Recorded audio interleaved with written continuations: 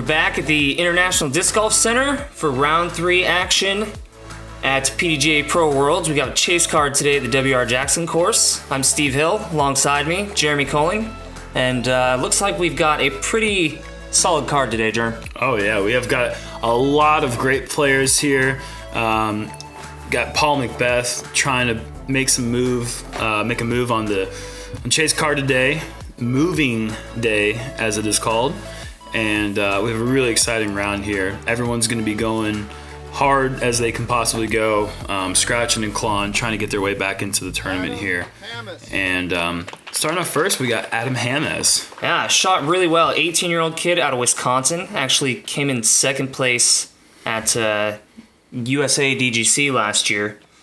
So he's used to a little bit of the gallery, but gotta be a little nervous right now. Oh, sure. I mean, doesn't show it there, though. That is just a pure shot. Wow. And up there on the left side of the fairway, that's going to give him some good gaps on the left side of the approach. That kid is to be in the chase card second or going into the third round at the World Championships. I can't even imagine what that's like, what kind of nerves he's dealing with. Yeah, it's huge.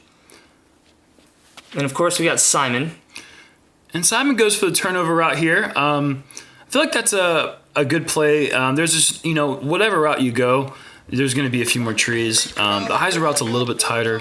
The Anheuser route's a little bit more open in terms of the initial gap, but then there's more trees to worry about towards the end of the flight. And you see the Simon clip one of those towards the end. And Paul's going for the Heiser flip up wide gap. Again, it's an incredible second kick. Yeah. But he's going to be way out of position for his birdie. The only chance he'll have of getting a 3 is going to be an amazing second shot and a throw-in. Not quite as humid out there today, but it's still tricky to grip the disc. Yeah, we have an earlier tee time today. We alternated early and late tee times with the FPO division. Wow. And perfect shot there from Eagle. Incredible placement there. But yeah, it's a little bit cooler than it was yesterday at Fort Gordon. And oh no. Oh man, that is just, he got a great kick on the tee shot. This time it's a little bit further in the woods. It's going to be a tricky save for par from there. And look at this shot from Simon on this kind of odd angle on the backhand. Oh my goodness, that is not something a normal human being can do. Very tricky stance. He had to stand backwards and throw it about 380 feet uphill, and that's unfortunate. Yeah, gets another kick there. There's just a wall of trees from left side to right, as you can see. And you do see here that Adam does have that backdoor Heiser sidearm, but he as well clips a tree. However, he's still inside the circle. Yeah, he got a nice kick there. He should be okay off of that one. That could have been much worse. And it looks like Paul actually got to a decent spot. Yeah, it looked a lot worse off of that first shot, and he's buzzing the tower. Wow, he almost threw that in there. Good recovery shot there. He'll have a pretty good look for par. Eagles, what? This is about 60? Yeah, maybe just inside, but still. Oh, wow. What a start. Incredible tee shot. Just barely clips a tree in a second. And, I mean, his putting stroke all weekend so far has looked so pure. He's just really striking that pole. Yeah, that's a nice way for him to start. You don't expect him to really hit from that distance after that kick there. So I mean, even the best putters in the world from that distance, that's a bonus, regardless of who you are. I mean, Ricky Wysocki, Simon, Eagle, Paul, Josh Anthon, the best putters in the world, that's always a bonus putt. And just a little bit low. A little low. Yeah, maybe a bit of nerves there. I mean, like you said, this is just a huge stage for Adam. Certainly, I mean, being in contention at the USA DGC is a huge event, but it's the amateur event. This is the Pro World Championships, so that's a lot of nerves to contend with, but he's a great player. We'll see how he bounces back from that first low putt. And the other thing that he mentioned, he was actually up the night before with food poisoning. Oh, I did not know that. So he was not feeling 100% there. Wow. Rough timing. Yeah, coming into that incredible that second card. shot from Simon. Second shot to get himself a great tap and birdie, and a killer putt there from Eagle. Great threes and incredible way to start your round off and get your blood flowing. Yeah. Hole 2 is really fun. I think it's a nice little change of pace after that a little bit longer start. Sure. It's really just a straight shot. I mean, it is a slight bit of hyzer, but if you throw a disc that went straight 390 feet, you'd be within 20 feet of the pin. You can't quite see it from the tee, so you just kind of have to pick a spot on the distance. I think for the right-hand players, the preferred shot is a slightly hyzer flip fairway driver, and that'll get most people if you don't hit any trees inside the circle. And there's that little ditch to contend with if you don't leave enough height on it, though. I saw a couple shots out there kind of land there. Yep.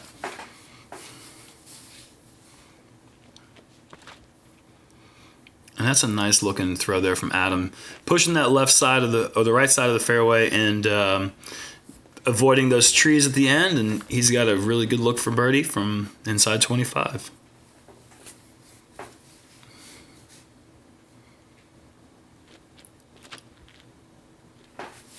And that looks a little bit too much hyzer, but yeah, I mean, he's hitting those early trees that you need it wide. And you can see the gap that you're trying to go through from this reverse angle. He just needed to keep that a little bit tighter to the tree line on the right side. And are you kidding? Man, Eagle's feeling it right now. Really nice start. Look at that. You can see the disc spinning. He's just popping this with just not putting too much spin on it. I mean, it's so easy to get into a rhythm when you're just feeling like the way he is right now. He's just stroking this so perfect. Paul can't follow it up. Yeah.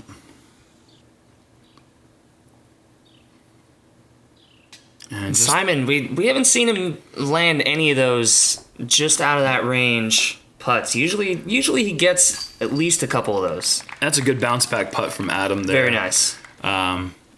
Get that birdie out. Now you can take a deep breath and relax and start to settle into your round. I mean, the first putt, although it was a little low, it wasn't a bad putt, just a little bit of nerves perhaps. Oh, of course. And bounces back with a solid stroke from, the 27-foot putt is, if you can make that putt, that builds so much more confidence. And you start missing those, it does the exact opposite. So nice to see Adam connect there on that one. All right, so what do we got for hole 3 here? Well, it's just, this is just one of the very few holes in the course. Besides, you have that Turkey's Gulch at 11, 12, 13 that are all short par 3s. This is really a rare short gimme par 3. And it's not really a gimme. You have that little ditch there in the way. You can see that thing is just kind of S-ed out in front of the tee right there. Any early trees can kick right into that ditch, OB.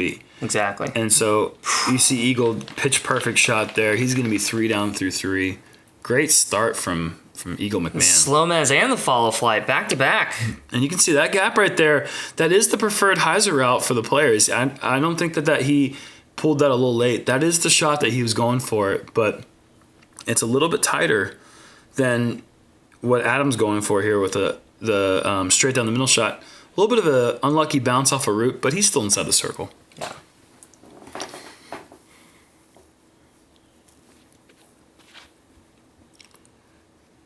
And Simon throwing a picture perfect. I'm guessing that's probably a P2. It's usually his go-to in that situation. Yeah, he's really one of the best in the game ever at those straight putter shots. And this looks like Paul's actually thrown a mid as opposed to a putter. Yeah, he feels comfortable with those rock threes from this range. He's got, an incredible touch, obviously, and a bit more hyzer than he wanted, but he's still shopping there. That's 2 in a row. Wow. Look at that.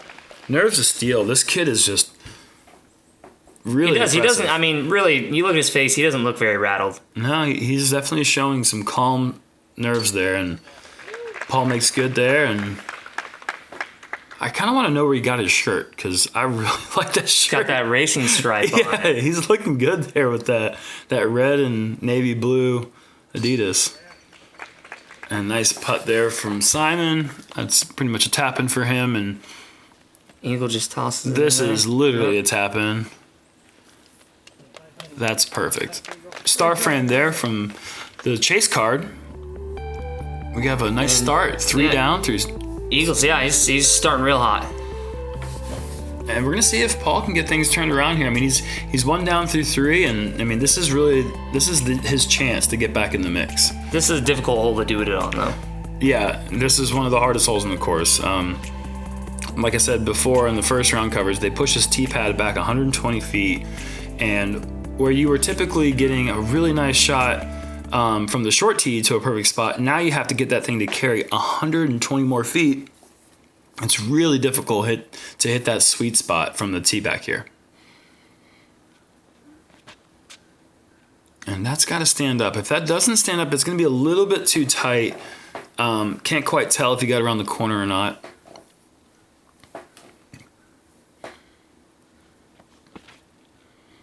That looks really nice. You really want to get a lot of hyzer on this, and yeah, that was just a little bit too tight too. If that was too tight, then I certainly think the Eagles was at least that tight, if not more. See if Simon can make the correction. It looks like he does. He's throwing a little bit faster shot there, more hyzer, and that right there is the best tee shot I've ever seen on this hole in practice or in the 2 rounds that we played out there. That is picture perfect. There's still just so much to go, though. I mean, you see all the trees through there for the second shot. Oh, yeah, he's not done. And Paul, grossly inside, early release. This is an uncharacteristic side of Paul. I mean, we're not used to seeing him miss lines. He typically takes lines like that and makes them look like the easiest shots you could possibly throw. And right now, it looks like he's a little bit off. That's a good recovery shot from Eagle. Doesn't hit a tree, too, which is a complete bonus there. He'll be within jump putt range to get up and down. Who knows? If he makes another highlight putt, he could be 4 down through 4. Yeah, a little bit of a sloping green there to contend with, though, and then the roll-away potential. And Adam, out of position, I mean, there's really not much you can do. If you're not exactly where Simon is, it's hard to even get creative to try to go for the pin in 2 shots on this hole. It looks like, although Paul pulled it, he got lucky to get where he is. He's got kind of a look here. He hit something early, hit another thing. Again. And this is the hole that Paul lost to Michael Johansson at the last national tour in 2015. I wonder if he thinks about that when he's teeing off on this hole. It could be. I mean, maybe a little change of scenery, though, with that tee pad being moved back, like you mentioned. Right. And like you said, you're still not done. Even with a perfect tee shot, Simon was in a great position to get up there and have a look for his 3, but just hit one of those Guardians. I mean, there's so many of them. They're everywhere at this course. That and just so much more greenery here. Even when you get a high shot, it can get knocked down really easily. Right. It's not just the base of the trees. It's the leaves, the branches, all of the foliage gets in the way. And pretty routine jump putt approach from Eagle. Gosh, it's just so surprising to see Paul miss his line 3 shots in a row in the same hole. I'm not used to seeing that. Yeah, he's scuffling quite a bit, and even even in the round yesterday, same thing a little bit. He's just on the hole, just a bit off. Yeah, it's kind of a foreign concept. And I'm sure Simon was trying to give that a bit of a run, just so far uphill. Good layup. Last thing you want to do is hit metal from there. Nice putt. Oh wow! I mean, look at that. 3 poor shots in a row. 3 shots that hit trees, out of position, par. That is just, look at that. That is so classic. That is great. That guy's truly an animal, or a beast, if you will. And it looks like we got 4 players that escape with par. This is a hole that is quite easy to bogey. You get a 3 on this hole, you feel like that's all. It feels like a beagle, like a mixture of a birdie and an eagle. It's just a little bit of both.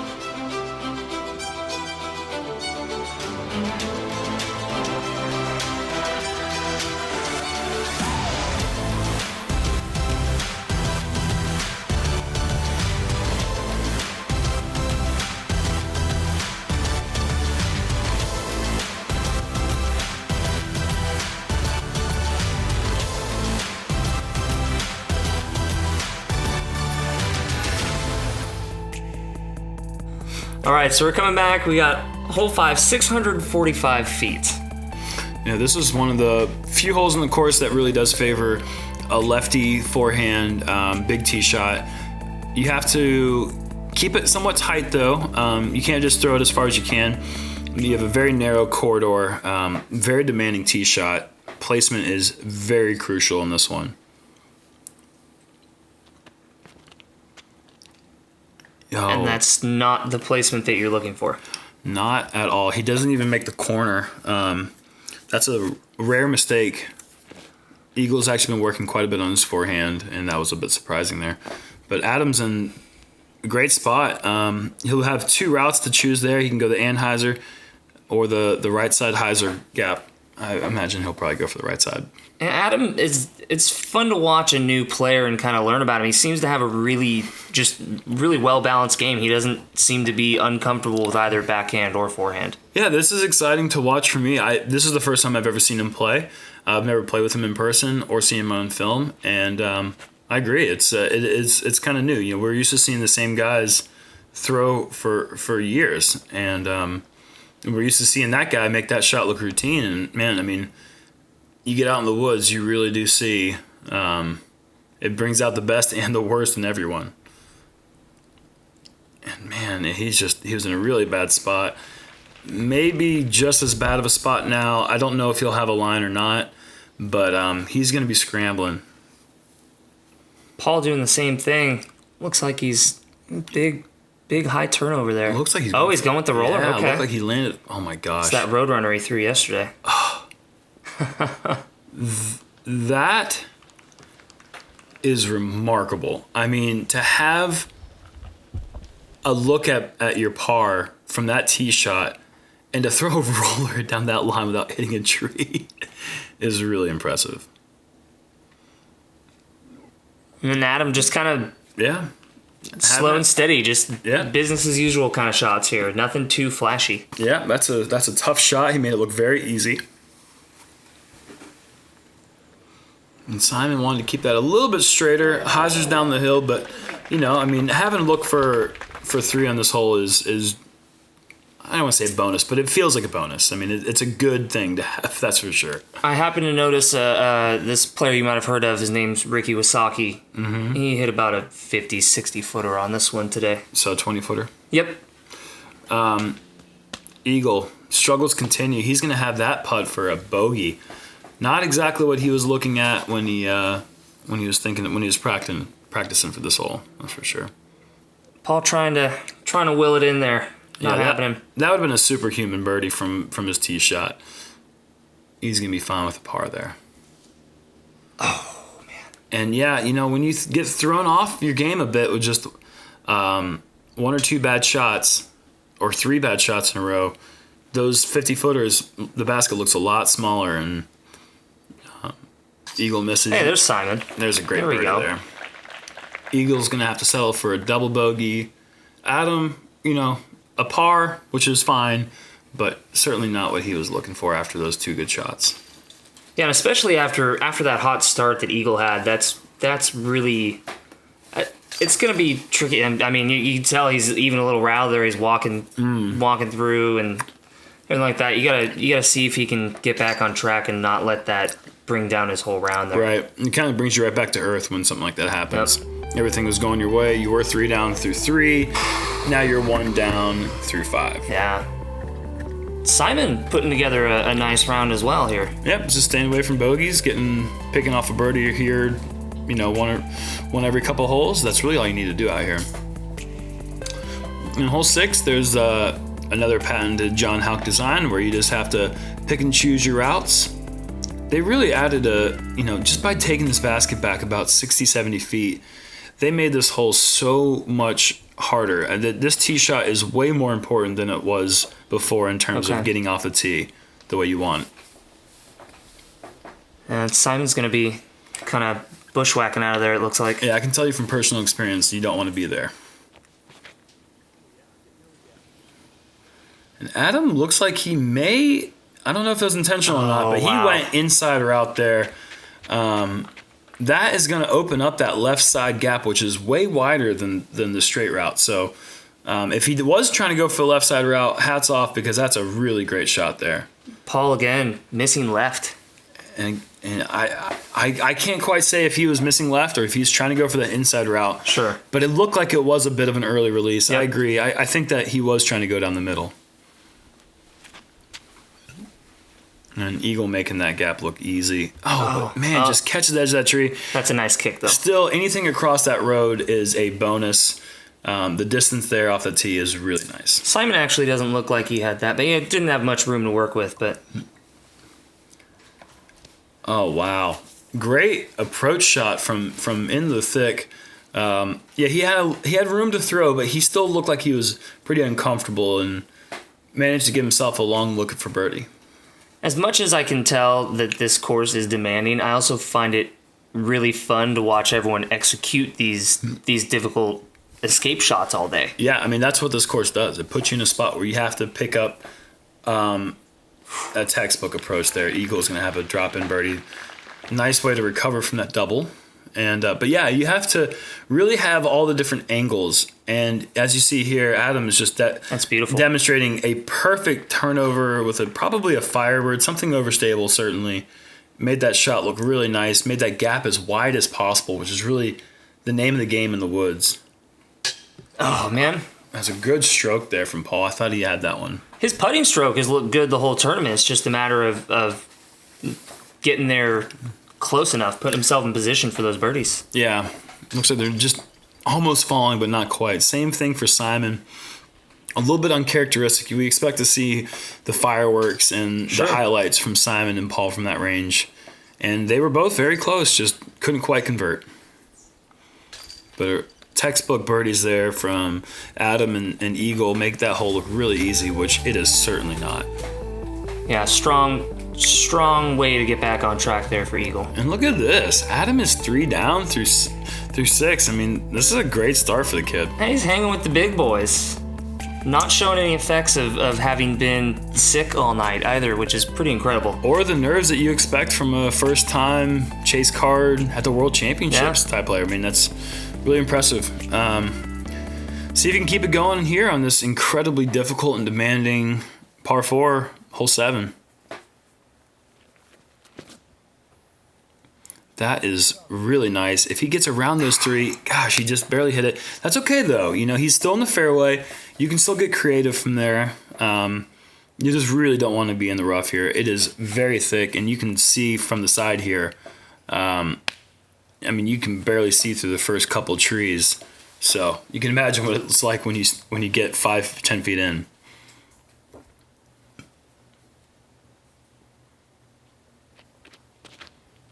I feel like we don't ever see Simon use his forehand that often, but it's pretty underrated. Yeah. But then he can do that, so. He doesn't give himself enough credit or have enough confidence in his forehand. I've seen him throw some really nice forehands in the past, and it's a shot that if he trusted himself a lot more with, I think he could really use it as a powerful weapon. Right. But he's so good at those turnover putter shots that, and there you see a little bit of that world champ love, the WCL. That was going to be in the thick and give himself a nice little look at his second shot there for Paul.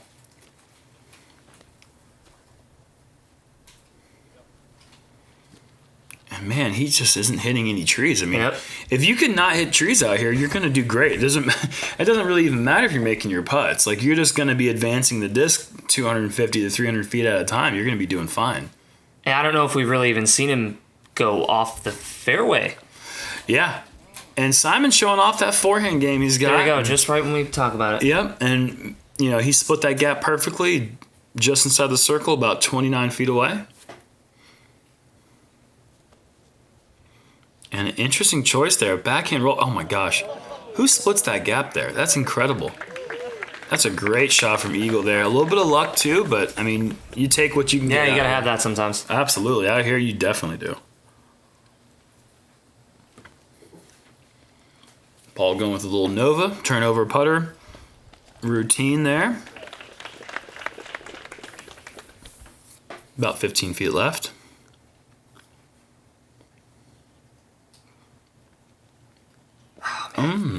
Got a couple of those early. Couldn't leave that one high enough. Yep.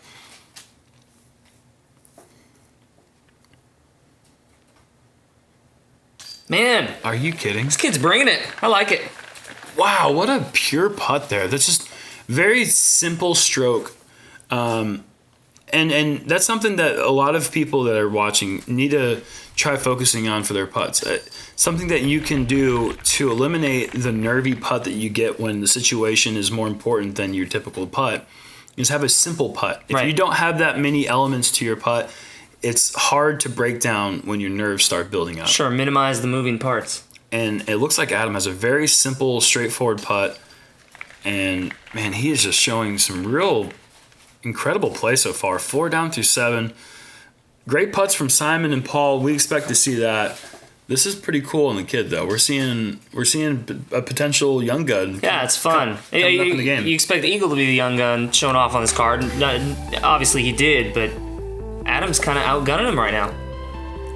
Yeah, it's always nice to add a new name to the list. I mean, it's just one tournament, but it's an important one. Yeah, it's a pretty important one. Yeah. Hole 8 is the first par 5 in the course of 3 of them, and this is the one where the tee shot is, well, I guess tee shot's important on every one. Of course. If you want to have a chance to birdie this hole, you have to keep this one in the middle, and that sometimes means just biting off a little bit less off the tee, and that is a really nice looking tee shot there. Just a bit in the woods. It's so hard to not hyzer off into those woods there. You have to have a disc that flips incredibly late. But he'll be able to work with that and shouldn't be in too bad of a position to get his birdie for still. And you see that one's tailing off into the woods too. I mean, this is a very demanding shot. You almost have to challenge the right side rough as a right-hand backhand player to be able to hyzer back into the fairway at the end of your shot. And Paul, same mistake. Bit too far left. No world champ love there.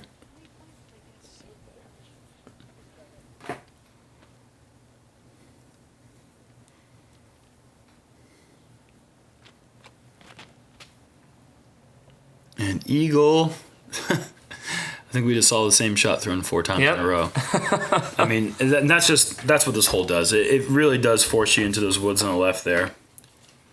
You end up seeing a lot of what you're about to see Eagle do.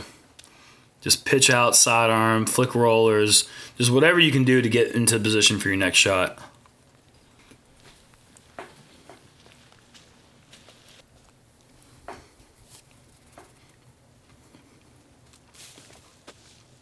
And Simon is electing to go for the turnover down the straight gap. An incredible angle there. Yeah. A ton of distance, which is that's really the main goal in the second shot, is getting a lot of distance. Oh, man, Paul's got nothing again. Oh, wow. And if that had just been 4 or 5 inches left, he would have got through that tiny gap and been in a really good spot. Adam's going for the same gap that Simon went for down the inside straight tunnel. Caught something there at the end of the flight, but it looked like it kicked him back into the fairway. Oh, man.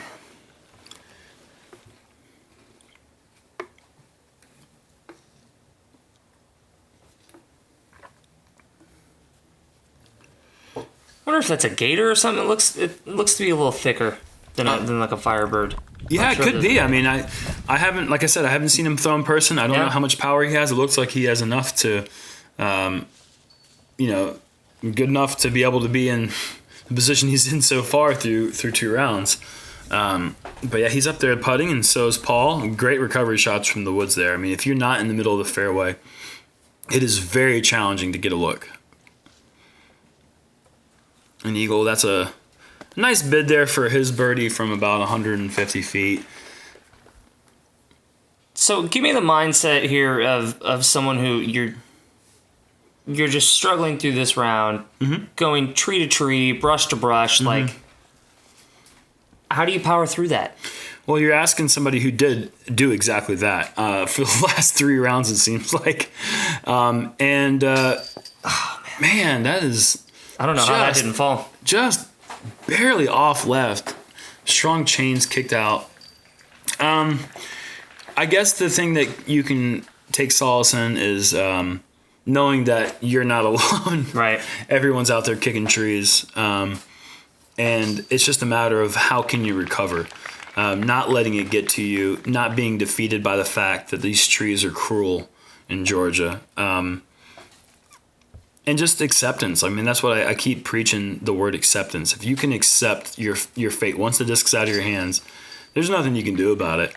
And that's the only way to move on. I mean, and if you can't accept what's going on, then you're going to get pummeled. Yeah. And Paul there tapping in for his 5. So Adam and Simon take the birdies, excuse me. They're both 5 down. Wow.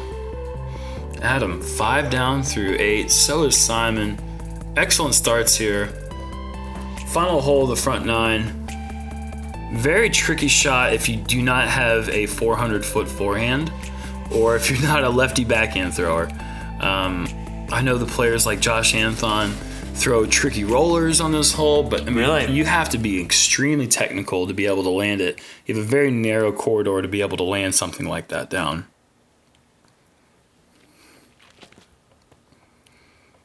And that is there's the guardian left side tree. I mean, you have to push that tree if you want to get the right shape on this hole. Now look at this. As soon as you call Simon, I know, right? Gosh. Now all of a sudden, not quite the sidearm that he was looking for, of course, but he's got all the power. He has. Of course. He's got a 400-foot sidearm in the bag. He just doesn't quite go with it enough. And that is filet mignon. Wow. Yeah. Perfect height. A little bit of flip up, not much, but still kept the spin and speed up enough to be able to get a skip up to the mound. That might be the best tee shot he's thrown all day. Yeah, I think so. He has been a little bit off. And here's another kid whose forehand is just really got a ton of power.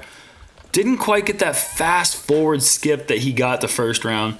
But, I mean, hey, he's still looking at his birdie.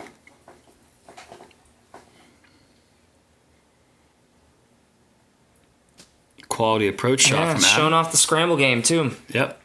Leave himself just inside 25.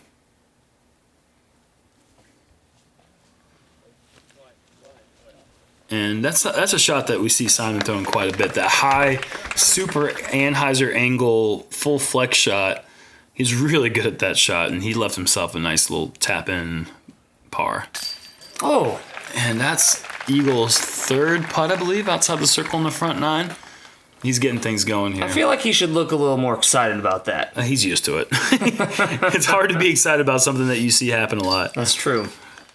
And Simon with the quality approach up and down, get his 3, get out of there. And same for Adam. And you're going to see Paul come up here and tap in his picture perfect, beautiful forehand.